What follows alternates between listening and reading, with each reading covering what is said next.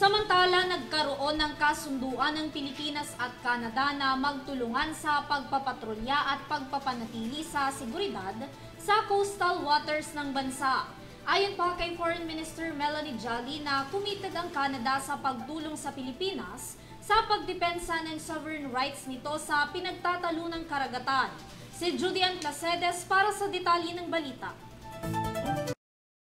Lumagda na sa isang kasunduan ng Pilipinas at Canada na nagpapahintulot sa naturang North American country para tulungan ang ating bansa na i-monitor ang coastal waters at high seas gamit ang Canadian Satellite Surveillance Program ayon sa Department of Foreign Affairs o DFA. Gumagamit ang naturang programa ng satellite technology para matunton at matrack ang mga barko na iligal na nangingisda saan mang lugar kahit papatayin ng mga ito ang kanilang location transmitting devices para lamang makaiwas sa mga monitoring at surveillance. Maliban dito, makakatulong din ang programa para makakuha ng scientific data kaugnay sa lawak ng kanilang sakop na teritoryo at continental shelf.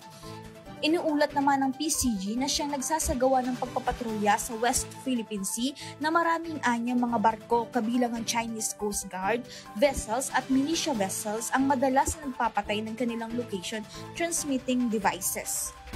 Inihayag ni Canadian Foreign Minister Melanie Joly na committed ang Canada sa pagtulong sa Pilipinas sa pagdepensa ng sovereign rights sa pinag-aagawang karagatan. Para sa EuroTV News, Judy Ann Placedes sumasaludo sa bawat Pilipino.